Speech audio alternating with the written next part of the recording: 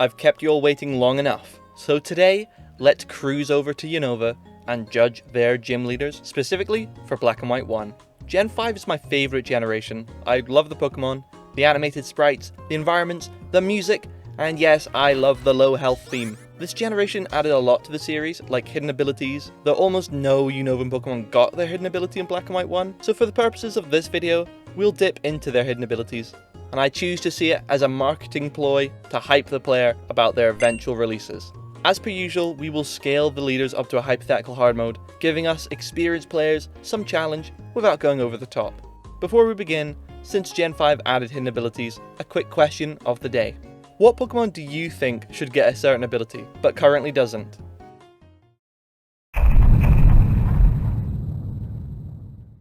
Right off the bat, Gen 5's being quirky.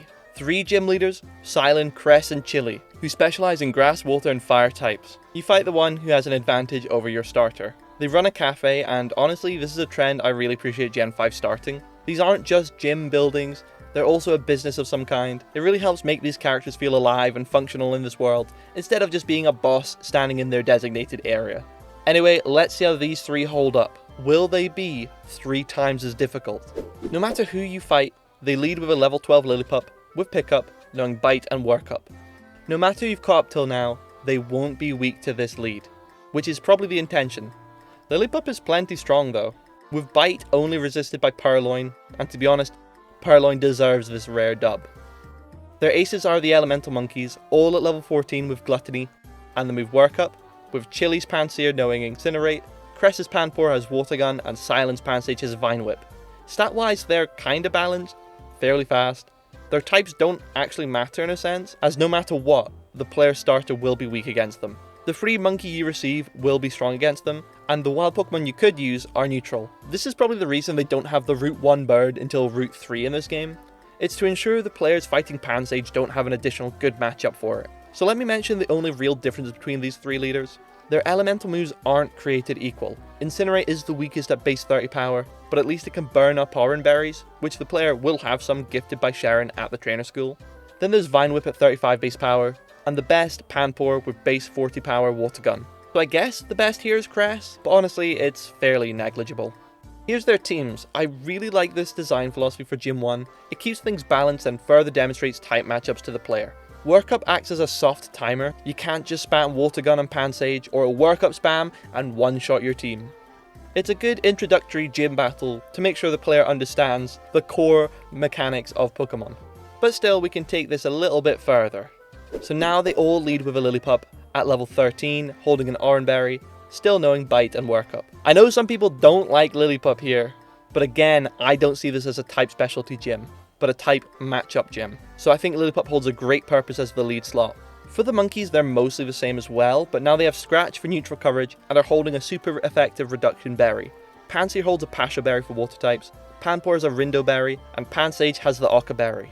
Normal mode expects to teach you the type chart. Hard mode is now teaching you the slightly more nuanced mechanics, like held items and how they can affect the battle. These berries are a strong visual indicator of that. So here's their teams. I know I've not changed much, but I really consider what other options there were. Like base 15 special attack, Incinerate plus Rage, and Work Up Darumaka with Hustle. Or Absorb, Astonish, Growth Fungus. See, it's like Work Up, but grassier. For water types, it was basically Bubble Timpole, which doesn't learn Work Up. It didn't feel like an elegant solution, and I don't think a team of 3 Pokemon is warranted in Unova for Gym 1. I'm feeling a bit merciful to start off with, but trust me, that isn't going to last.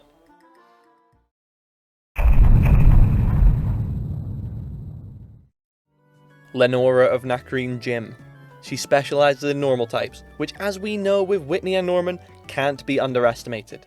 She runs a museum as the director with her husband, and her gym puzzle is also a library. Okay, now you're being greedy.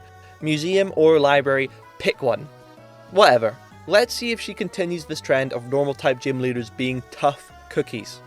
She leads with Herdier at level 18 with Intimidate, knowing Takedown, Bite, Retaliate and Leer. First gym at Lillipup, now there's Herdier. What next? Berg with Stoutland, am I right? This thing's no joke. Decent bulk enhanced by Intimidate, good attack, incredibly strong base 90, stab, takedown, bite for coverage, Retaliate, even without its bonus effect, is a reliable 70 base power, 100% accurate stab attack. And lastly, Leer. After just one of these, you could be one-shot by a takedown. It's a tough moveset for Gym 2. However, the Lieutenant Surge effect is in full swing, as just west of this gym, you can catch Timber, Sork, and Throw. Bert and Ernie especially just makes this gym a joke with their absurd stats and learning solid stab moves at level 17. If the player isn't using a fighting type, then this is a serious difficulty spike though. Her ace is Watchog at level 20, with Illuminate, knowing Retaliate, Crunch, Hypnosis, and Leer. The only time you'll ever see Watchog be a top tier threat. For Gym 2 standards, its stats are great, and a guaranteed base 140 stab Retaliate as it switches in is genuinely absurd. If you don't have Rock and Roller or Intimidate, then you're probably going to get one shot. Crunch is very competent coverage that can lower defense, which makes Leer slightly redundant, and lastly Hypnosis. It's shaky accuracy but can cause mayhem to the unprepared player. Honestly, it's a great ace. I'm not even mad it's using its useless ability. Here's Lenora's team. I really like it. I love seeing normal types thrive, but the glaring weak point of Soak and Throw can't be ignored in this hard mode rework. Still leading with Intimidate Herdier at level 19, holding a Choppleberry, knowing Takedown, Bite, Rock Smash and Mud Slap. Suddenly with Intimidate and the Choppleberry, leading a fighting type may not be as advantageous for the player. Since this dog's leading, I've switched Retaliate for Rock Smash and Mud Slap. Lenora is an archaeologist and her museum deals with fossils, so I wanted to imbue her team with some archaeological-esque moves. Her team helps her out when they're on the field. Good doggy. Second is Rufflet at level 20 with Keen Eye, holding a Sharp Beak, knowing Pluck, Retaliate, Rock Tomb and Hone Claws. Not laughing now, are you, Soak and Throw? This may be a baby, but its stats are eerily similar to Herdier's. It's basically a flying Herdier. Pinwheel Forest encounters in shambles. And Pluck can find some use stealing berries. Sharon in shambles. Rock Tomb further emphasizes this archaeological theming, and it also strongly benefits from Hone Claws, a move it learns at level 14. Her ace Watchog is now at level 21, with Keen Eye holding a Miracle Seed, knowing Retaliate, Crunch, Grass Knot and Hypnosis. A simple change from Leer to Miracle Seed Grass Knot. I feel it's appropriate after the Servine and Pignite players have to deal with a bird. Duot can at least deal with this, though this is best used against Rog and Rollers. Also, you can find this TM in the Pinwheel Forest, and Watchog's special attack is actually fine for Gym 2 standards. Otherwise, this ace is fairly similar to the base games, as yeah, it's already very competent. Here's Lenora's team, a tough team made tougher, which honestly I think this team is pushing it a bit, but like I said, I love seeing normal types thrive. Adding to her secondary archaeologist theming with this moveset was fun, something only possible thanks to Game Freak giving these leaders an identity beyond just they use X type.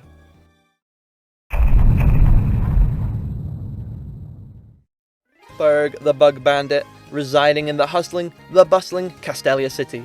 There's so much to do in this place, you can even visit Game Freak. And make sure you pick up the XP Share, Scope Lens, Amulet Coin, and a Violite. A Violite's on the table now. I'll be sure to make use of that. Back on topic, Berg and his bugs. Will they clown on you? Because his gym's got clowns in it? Yeah. Well, he leads with Whirlipede at level 21, with Swarm, knowing Struggle Bug, Poison Tail, Pursuit and Screech. A mid-evo bug with respectable stats. Honestly, quite bulky as well. Its moveset is a little weird. Like, Poison Tail for stab is fine. 50 base power, high crit chance, 10% chance to poison. Struggle Bug is weak, but lower special attack and is the gym TM. Pursuit has its uses and so does Screech. I get this moveset, but something about it feels strange to me. Either way, it's not a bad lead, but nothing too scary to start off with. Second is Dwebble at level 21 with Shell Armor. It knows Struggle Bug, Smackdown, Feint Attack, and Sand Attack.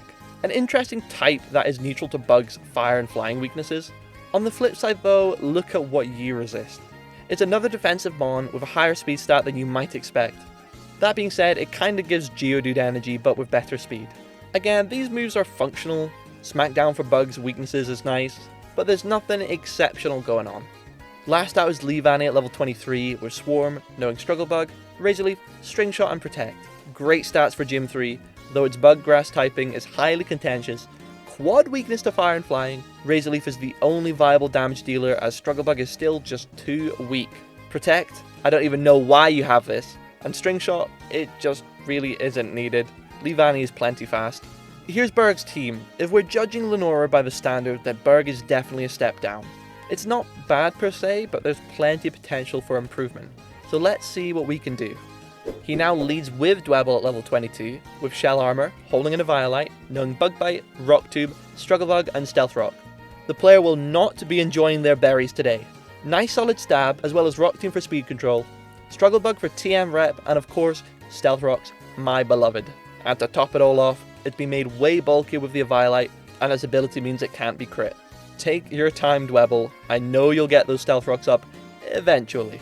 Second out is Whirlipede at level 22, with Poison Point holding a wide lens, knowing Bug Bite, Poison Tail, Rollout, and Defense Curl. I'm doing it. 99% accurate rollout. Take out those flying and fire types. Aside from that, not too much has changed. Third will be Durant at level 23 with the Occa Berry, knowing X-Scissor, Rock Tomb, Aerial Ace, and Entrainment? What the Scallop? Oh yeah, its ability is Truant by the way. Gym 5 slacking meet Gym 3 Durant. It has strong attacks that can only be dished out every other turn. The Occa Berry and Rock Tube are for fire types, and Entrainment was just too fun to pass up on. For those who don't know, it bestows the target Pokemon with the same ability it has. Basically, the player's Pokemon will have Truant as well. Durant has high speed, ensuring it can pull off something, but is kept in check by its pitiful HP and special defense stat. Oh, and the Aerial Ace is for Pignite by the way. Get wrecked. Leave Annie last, at level 24, holding a Scope Lens, it knows Struggle Bug, Razor Leaf, Aerial Ace and Hone Claws. For, well, 3 good moves. With Scope Lens and Razor Leaf, it has a 25% crit chance. We're trying to imitate Gen 1 Razor Leaf here. Aerial Ace to again deal with Pignite, and Hone Claws is a nice boosting move. It's a straightforward, strong ace with potential for nasty crits. Here's Berg's team. Honestly, going 4 Pokemon this early is tough, especially as Gen 5 started this trend of limiting gym leaders to 3 Pokemon, but I like his original team, plus Truant Durant for the culture. Overall, with more moves to deal with Bug's weaknesses, especially Pignite, along with Stealth Rocks, Berg won't be one to take lightly. Alessa of Nimbasa City. She's a supermodel, so as you'd expect, her gym is a theme park. What? I mean, it's still cool and all, I'm just surprised. She also helps convince Bianca's father that his daughter should be travelling the region unsupervised, as things should be in the Pokemon world. But can she convince us that her team is good? Well, she leads with an Emolga at level 25, with Static, knowing Volt Switch, Aerial Ace, Pursuit and Quick Attack. Few things here. A Pikachu clone with fine enough stats for Gym 4, it's very fast at least, and it has an amazing type combo. Ground immunity for an electric gym is perfect. Volt Switch is cool and all, but switching around is best utilised on a team with diverse typings. But at the end of the day, it's still a decent stab attack. Aerial Ace is fine as well, Quick Attack don't even bother, and Pursuit I don't really like, though it's cool that she has a move to make her switch out, and a move to punish the player for switching out. Second is an identical Emolga. I see the inherent amusement Volt switching around 2 Pikachu clones with identical moves, but this kind of shows how sparse usable electric types are in Unova by Gym 4. Last out was Zeb Striker level 27 with Lightning Rod, knowing Volt Switch, Spark, Flame Charge and Quick Attack. Incredibly fast, hits hard, Flame Charge is okay for grass types, and Quick Attack, why bother? It's still a solid ace, but this would be cooler as a lead, suddenly Volt switching into the ground immune rats. Here's Alessa's team. A quick one here. This team can be a pain, the whole Volt Switch gimmick is cool, but there's room for improvement. She's still leading with Emolga at level 26, with Static, holding a Charty Berry, knowing Air Slash, Volt Switch, Light Screen and Thunder Wave. The Charty Berry halves a rock type attack, and I've gone for a mix of reliable stabs and supporting moves. Fast flinching in Air Slash comboed with Paralysis, but since it's Alessa's Emolga, it's likely to Volt Switch to the other Emolga. At level 26, with Static, holding Electric Gem, knowing Aerial Ace, Volt Switch, Electro Ball and Thunder Wave. Fairly similar here to the lead Emolga, but I've tried to differentiate it a bit. This one is looking to deal big electric type damage, especially if against a paralysed target. Volt switching in third is teeny tiny Joltik at level 27 with Unnerve, holding an Eviolite, knowing Volt Switch, Bug Buzz, Energy Ball and Electro Web. Our electric options aren't great at this point, as it's either this or Tynamo, which we obviously ain't using, or Stunfisk. But due to Alessa's reserved image she maintains in Black and White 1, I feel Stunfisk is also out of the question. It's way too derpy. This does seem to change a bit in Black and White 2, but for now, I don't think she's gone through that character arc. I like that Joltik can counter ground and rock types with Energy Pull, and it has a great stab and Bug Buzz. Lastly, Electro Web is just good for speed control, while still dishing out damage. Lastly is Zebstrika at level 28, with Lightning Rod on an Air Balloon, knowing Volt Switch, Spark, Double Kick and Overheat. Sure, an Electric Gym that doesn't care about ground types. 2 immune, 1 neutral, and the other temporarily immune. Overheat instead of Flame Charge for massive damage output, with the potential to switch out to reset the debuff if the other teammates are still alive. And if they aren't, then there's still Spark and Double Kick she can rely on. Here's Alessa's new team. Weaker to rock than she is to ground, her team offers a mix of support and offense. Emolga may surprise you with how hard it can hit, and Joltik provides essential coverage against rock and grounds. And lastly, Zebstrika leaning fully into its mixed attack and potential, with fire, fighting, coverage to take on a wide array of threats. Clay, the leader of Driftveil City. I gotta be honest, I like this theme, but it ain't the theme for me. I'm more of a village bridge theme man myself. Anyway, Clay is basically Minecraft Steve, and it turns out he's the father of Lacey from the Scarlet and Violet Indigo Disc DLC. You know what? Side by side, I can see the resemblance clear as day. But now, let's see if Clay's on steady ground, or will he end up grounded? By me? Straight to your room, young man. Let's see. He leads with a Moxie Crocoroxy at level 29, with Bulldoze, Crunch, Swagger and Torment. Cool typing, cool ability.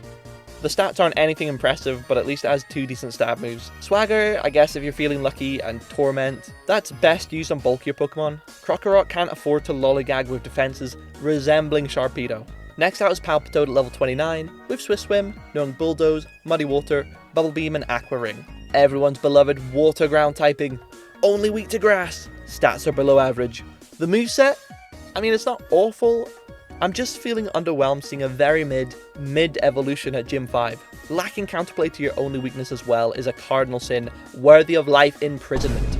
Your ace better be good. Oh, yeah, that's good. Excadrill at level 31 with Sand Rush, knowing Bulldoze, Rock Slide, Slash and Hone Claws. Look at those stats. Look at those resists and immunities. The moveset is just decent. Not stellar, we don't really need Slash, but Hone Claws attack boost, so Rock Slide can never miss, is pretty neat. This is definitely made up for the first 2 team members. Here's Clay's team. A bit of a mixed bag, but with a really strong ace. Still though, his team could do with more options to deal with ground's bad matchups. So let's get to it. Clay now leads, and I can't believe this isn't the first time I'm giving a trainer this. He leads with a shiny Gigalith at level 30, with Sturdy holding a rock gem, knowing Bulldoze, Power Gem, Sandstorm and Stealth Rock. What a cool looking shiny, am I right? Its stats are great at this stage, but why have I given Clay this? Well, his gym takes place in a mineshaft. They mine for rare minerals and such. Shiny Gigalith is made of them. Special attack and Power Gem isn't anything crazy, but boosted by the Rock Gem, it fits this gym's theme, and it feels fair for Gym 5. Second is Crocorock at level 31, with Moxie holding an Expert Belt, knowing Bulldoze, Crunch, Rock Slide and Thunderfang. Straight up, if you want to use Moxie, let's give you way better coverage and even the Expert Belt to help ensure one-hit KOs on super effective targets, such as Thunderfang to deal with those water types. Third is Palpitoad at level 31, with Water Absorb holding a Rindo Berry, knowing Bulldoze, Muddy Water, Sludge Bomb and Rock Smash. With its hidden ability becoming immune to water, it enhances Palpitoad's role immensely. On top of that, with the Rindo Berry and Sludge Bomb, it can at least cause hesitation in grass types. Lastly, Rock Smash isn't amazing, but honestly I was struggling for a 4th move on this thing, so the least I could do is give it a move thematically appropriate. The Big Bad Exca at level 32, with Sand Rush holding a rare bone, and it knows Bulldoze, Rock Slide, Fling and Hone Claws. I replaced Slash for Fling and a rare bone, which upon being floinged becomes a base 100 power dark type attack. The rare bone does nothing, but its flavor text states it's extremely valuable for Pokemon archaeology and can be sold for 5,000 Pokédollars or 10k if sold to the rare bone maniac. It's not surprising that Clay would come across some of these in his mines, and the fact he flings it could be interpreted as him being so rich that this is chump change for him. My man is wealthy. Here's Clay's team, a hulking defensive lead that can set up Sandstorm and Stealth Rock, to the more offensive mid-evolutions in the middle, to lastly, Excadrill, who hasn't changed too much TBH, but I'm really happy with the addition of it flinging a bone at you. Overall, his team is far more aggressive and far more thematic.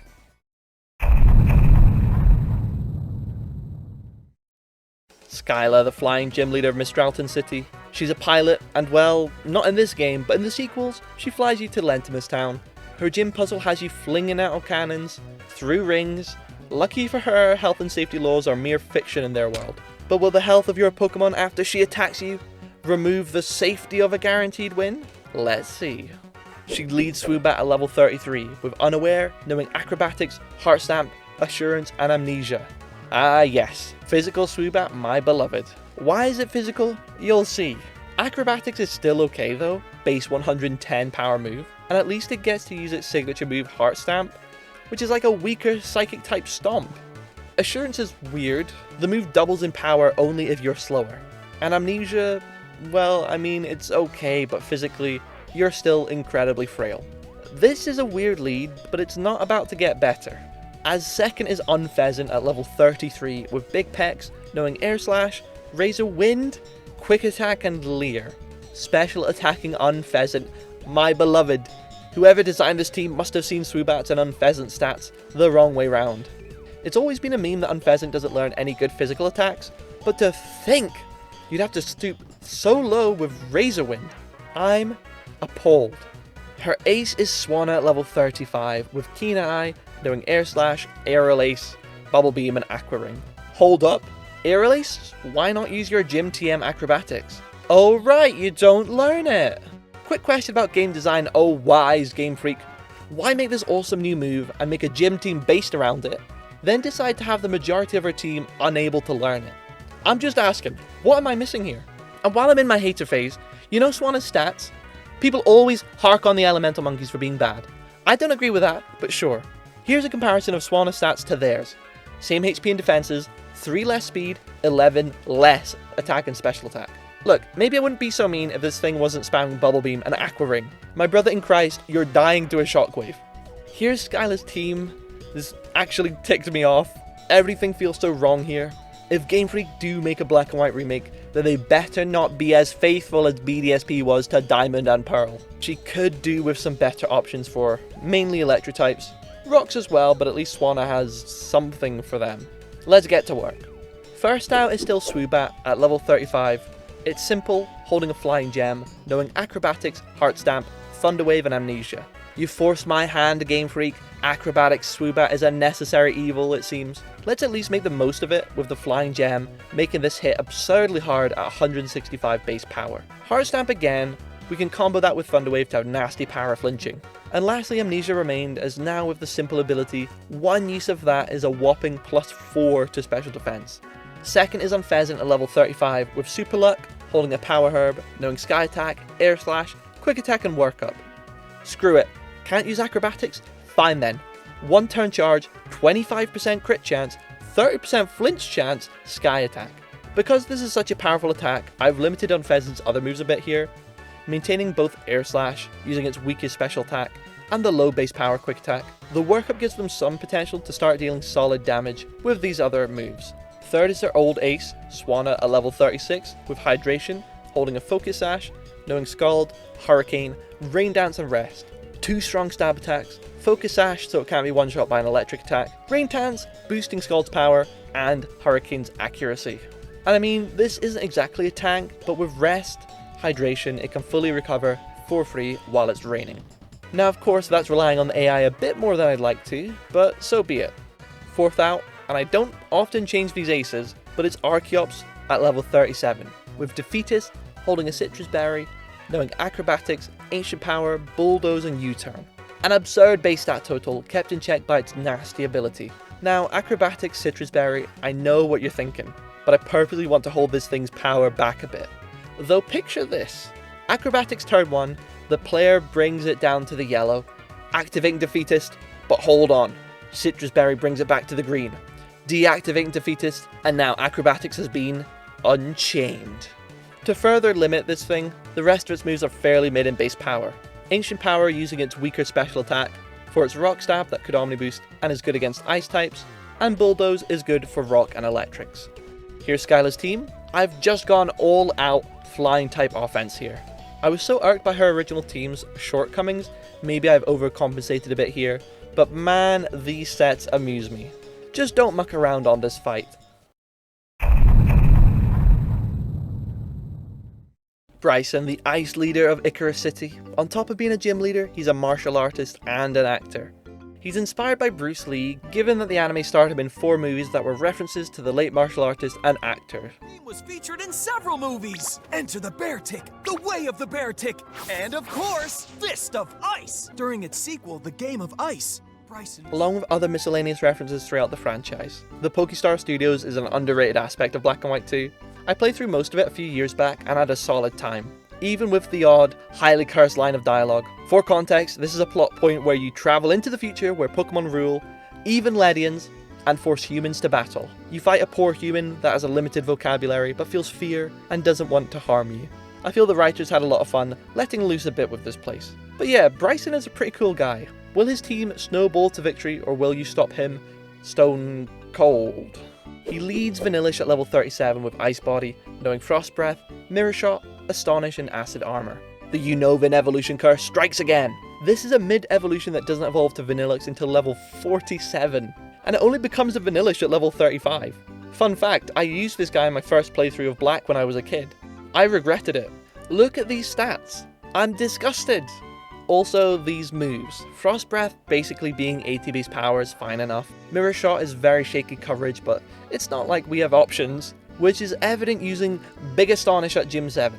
Lastly, Acid Armor. I mean, I don't hate boosting moves, but this moveset annoys me. Being unable to hit fire and steel types is a huge flaw, which unfortunately, as we'll soon see, isn't just a one-off issue for Bryson. As second out is Cryogonal at level 37, with Levitate, knowing Frost Breath, Aurora Beam, Rapid Spin, and Reflect. Honestly, I like Cryo's stats. Really frail physically, but being able to set up a fast Reflect helps. Good idea, Game Freak. Aurora Beam is redundant, and Rapid Spin, like, come on dog. How are we dealing with fire and steel types? I mean, your learn set doesn't really allow you to. It's better than Vanillish, but 2 mono ice types with poor coverage is not a good look for Gym 7. Lastly, Beartic at level 39 with Snow Cloak, knowing Icicle Crash, Brine, Slash, and Swagger. Strange energy here.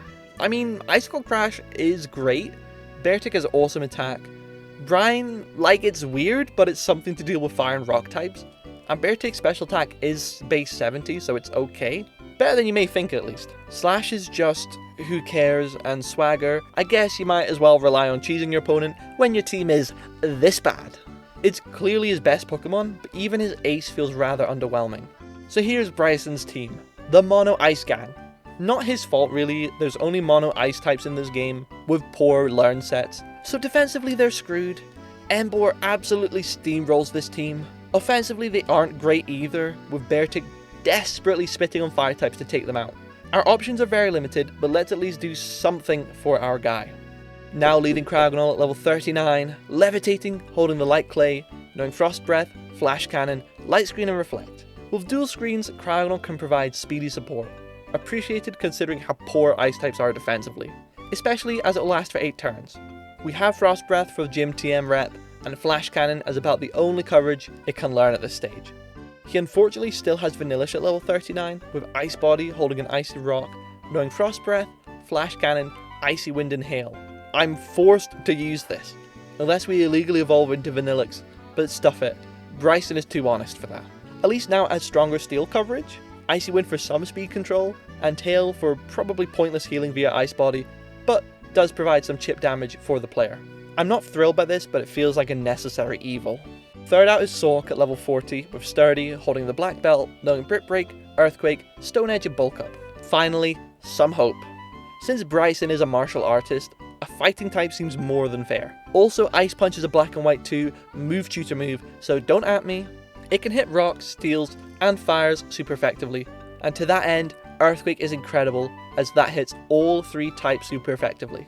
Sork has respectable stats, and with Bulk Up, can quickly take out Ice's bad matchups. Lastly is Beartic at level 41, with Snowcloak holding an Occa Berry, knowing Icicle Crash, Stone Edge, Aqua Jet, and Hone Claws. Another 3 attack setup sweeper, Occa Berry having a fire type attack, but having both Stone Edge and Aqua Jet to retaliate against them gives him a fighting chance. With Hone Claws' accuracy boost, after one use it will ensure Icicle Crash and Stone Edge can't miss. And with its ability, that's the main reason I gave Vanillish Hail, providing a purpose to buffing Bryson's ace, at the least being evasive for a few turns, while bulking up could let it snowball into a sweep. Here's Bryson's new team. Ice types truly struggle in this region, but it's lucky Bryson being a martial artist gives him some leeway into the fighting types. Assault with Earthquake is a near necessity. We've at least pushed his pre-existing team closer to their limit, instead of using Astonish and Rapid Spin. I do wish there was a bit more we could do, but sometimes the resources just aren't available.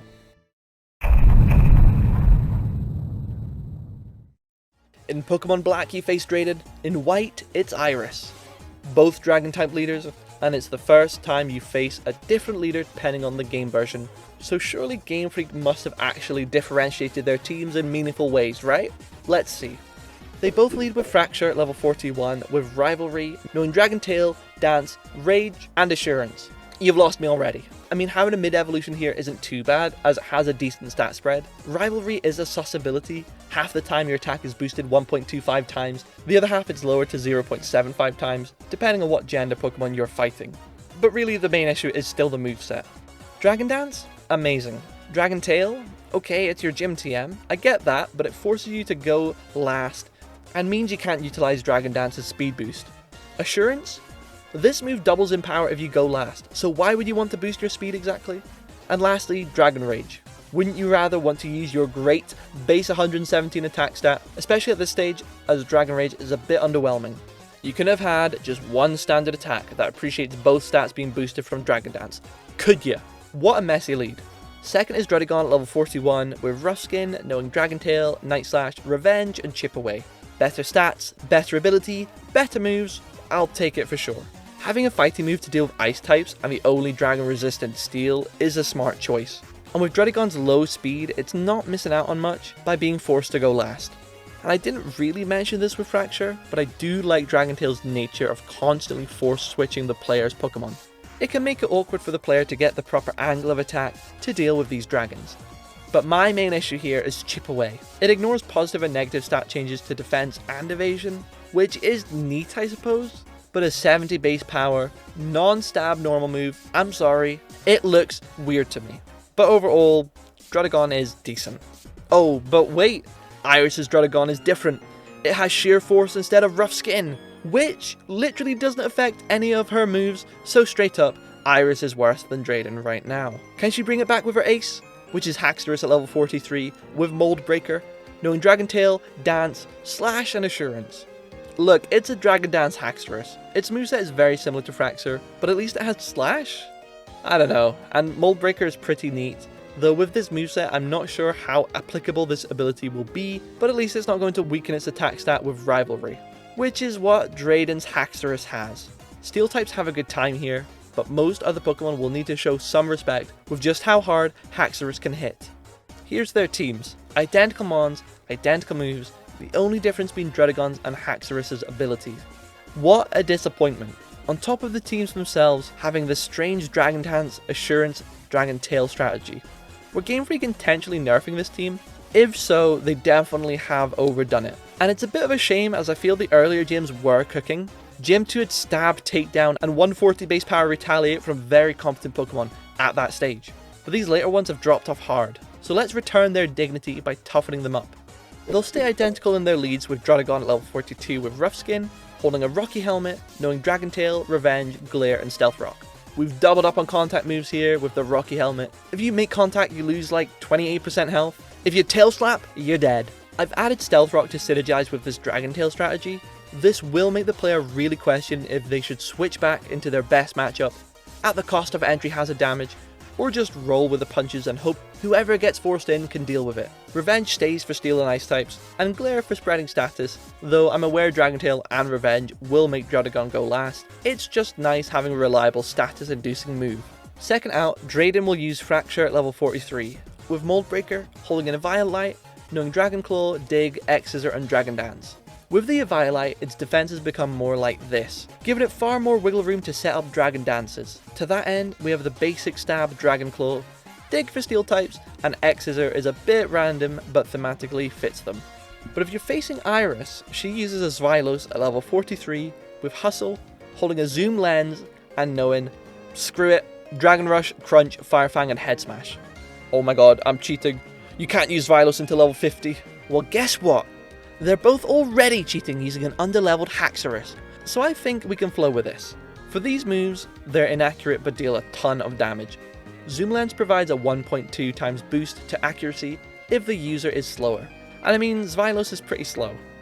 With Hustle and the Zoom Lens, Dragon Rush is 72% accurate, Crunch 96%, Fire Fang 91%, and Head Smash at 77%. We have two powerful stabs, Head Smash for Ice types, Fire Fang for Ice and Steel types. So don't let her looks deceive you, Iris is bloodthirsty. Third out, they both use Electros at level 43, Levitating, holding the leftovers, knowing Thunder, Dragon Tail, Rock Slide and Coil. Anyone else get slight dragony vibes from this mon? Coil is a solid boosting move, boosting attack, defense and accuracy by 1 stage. Admittedly, this can't be learned until level 54, but like I said, they're already cheating. Really, they're just gifted trainers learning moves and evolving Pokemon earlier than thought possible. Lance would be proud. After 1 Coil, Thunder is 91% accurate, and Dragon Tail and Rock Slide become stronger and can't miss. Thanks to Levitate, granting this eel no weaknesses, and boosting its defense, giving it the leftovers, Dragon Tailing into possibly poor matchups for the player could give this guy solid longevity. Lastly, they're both using Haxorus at level 45, with Mold Breaker holding a Dragon Fang, knowing Dragon Tail, Earthquake, X-Scissor and Dragon Dance. This is how I show mercy. Dragon Dance, EQ, Haxorus. But it's got Dragon Tail, so it's balanced. Straight up, this is a menace ace. Where's Skarmory when you need it? Honestly, I'm not sure I need to say much here. Clearly this thing is scary, but it's Gym 8's ace on hard mode. Deal with it. Here's their teams. Setting up hazards early could really change the course of this battle for the player. With Dragon Tailers, Dragon Dancers, and a fair shot of Paralysis, the final gym offensively is going hard. And it's nice to have a bit of version variance with the mid-Evo Dragons. Gen 5 is considered one of the harder games in the series, but these later gym leaders didn't really come across that way. But now, on this hypothetical hard mode, they're sure to give plenty of players plenty of problems. And that's it for today's video. Gen 5 was fun to work on.